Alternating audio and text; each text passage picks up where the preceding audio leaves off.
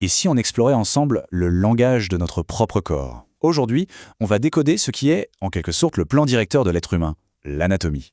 Alors pour commencer, une petite énigme. Comment un médecin à Paris et un chirurgien à Tokyo peuvent-ils discuter du même point au millimètre près sur le corps d'un patient et être absolument sûrs de parler de la même chose? Eh bien la réponse, c'est justement ce langage universel qu'est l'anatomie. D'ailleurs, d'où vient ce mot anatomie? Ça vient tout droit du grec ancien de anatomé qui veut littéralement dire couper à travers. L'idée à la base, c'était de disséquer pour comprendre. C'est vraiment la science qui cartographie la structure de notre corps et comment toutes les pièces du puzzle s'agencent. Mais pour bien saisir où on en est aujourd'hui, ça vaut le coup de regarder un peu en arrière. L'histoire de l'anatomie, ce n'est pas du tout un long fleuve tranquille. C'est une quête, une vraie, qui a souvent dû bousculer les tabous, notamment religieux, pour pouvoir avancer. Et le chemin parcouru, il est juste spectaculaire. Ça commence il y a 5000 ans avec les Égyptiens qui identifient déjà le cœur et le foie. Puis bien sûr, les Grecs comme Hippocrate et Aristote qui posent vraiment les fondations. Il faut aussi parler de l'âge d'or de la médecine arabe. Des gens comme Ibn Sina ou Avicenne qui ont écrit des textes de référence et Ibn an-Nafis qui lui a décrit la circulation pulmonaire des siècles avant les Européens. Et aujourd'hui, on en est à la dissection numérique, au modèle 3D et 4D. L'évolution est juste vertigineuse. Toute cette connaissance, accumulée pendant des millénaires, elle repose sur un pilier absolument fondamental, un langage commun. C'est un peu comme si on avait développé un GPS universel pour le corps humain. On peut imaginer le chaos si ce langage n'existait pas. Chaque description serait subjective, approximative. Il fallait absolument une norme, un point de départ de tout le monde accepte sans discuter. Et ce point de départ, le voici. C'est ce qu'on appelle la position anatomique de référence. C'est la position zéro du corps. La personne est debout, les bras le long du corps, mais attention, petit détail crucial, les paumes des mains sont tournées vers l'avant. Le regard est droit devant, à l'horizontale, et à partir de là, peu importe que le patient soit assis, couché, dans la tête d'un professionnel, on le replace toujours mentalement dans cette position. C'est la pierre angulaire pour éviter toute confusion. Bon, une fois qu'on a cette position de référence bien en tête, on peut commencer à découper virtuellement le corps pour le cartographier. Et pour ça, on va utiliser 3 plans de coupe principaux, un peu comme les axes X, Y et Z d'une carte en 3D. Ces 3 plans sont assez intuitifs. D'abord, le plan sagittal.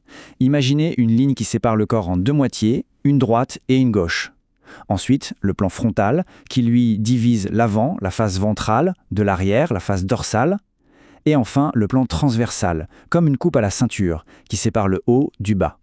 Avec ces 3 axes, on peut localiser n'importe quelle structure avec une précision absolue. Mais bien sûr, l'anatomie, ce n'est pas que statique, ça décrit aussi le mouvement. Par exemple, la flexion et l'extension. Ce sont 2 mouvements opposés qui se passent dans le plan sagittal. La flexion, c'est quand on ramène une partie du corps vers l'avant, comme quand on plie le coude, et l'extension, c'est l'inverse, on l'amène vers l'arrière. Et c'est la même logique pour les autres plans. Dans le plan frontal, on va parler d'abduction. C'est le mouvement qui écarte un membre de l'axe central du corps. Par exemple, lever le bras sur le côté. Et son contraire, c'est l'adduction, quand on rapproche ce membre de l'axe. C'est simple, c'est logique, et surtout c'est universel.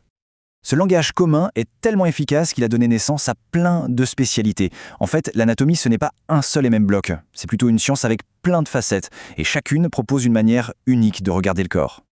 Par exemple, un chirurgien va se servir de l'anatomie topographique pour savoir exactement quels sont les voisins d'un organe avant d'opérer. Un kiné, lui, va plutôt s'appuyer sur l'anatomie fonctionnelle pour comprendre les mécanismes du mouvement.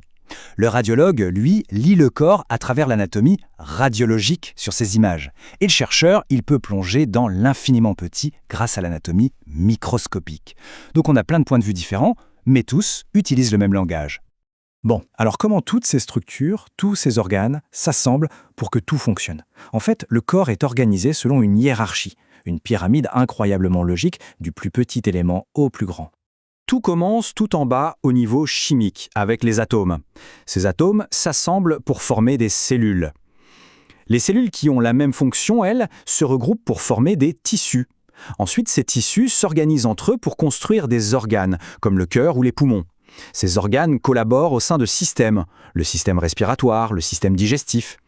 Et la somme de tous ces systèmes, c'est nous, c'est l'organisme, une véritable architecture du vivant. Finalement, l'anatomie, c'est beaucoup plus qu'une simple liste de mots compliqués à retenir. C'est notre propre histoire, racontée dans ce langage de la structure et de la fonction. Et tout ça, ça nous amène à une question assez fascinante pour l'avenir. Maintenant que la technologie nous permet de voir le corps humain avec une clarté jamais vue auparavant, avec la dissection numérique, les modèles 4D, quel secret le corps humain nous cache-t-il encore ? La grande quête du savoir, elle, ne fait que continuer.